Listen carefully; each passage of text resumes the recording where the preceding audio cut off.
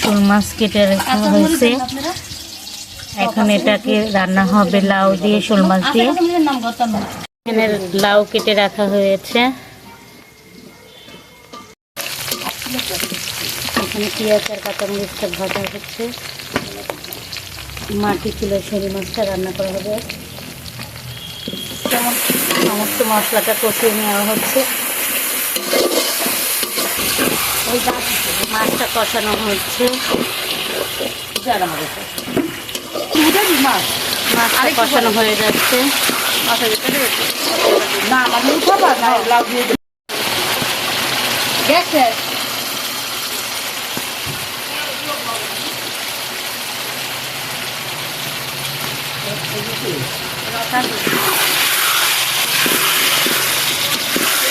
লাউ দিয়ে দিয়ে এইভাবে খুঁয়ে দিচ্ছে পরাফর করতে দিয়ে একদম কষ্ট একসাথে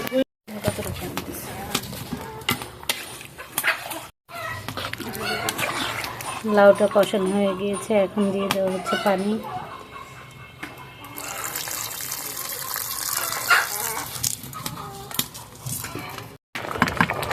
শোল মাছ দিয়ে দেওয়া হয়েছে। এবার ধনেপাতা দিয়ে তরকারিটা নামিয়ে ফেলবো। তরকারিটা রান্না হয়ে গিয়েছে।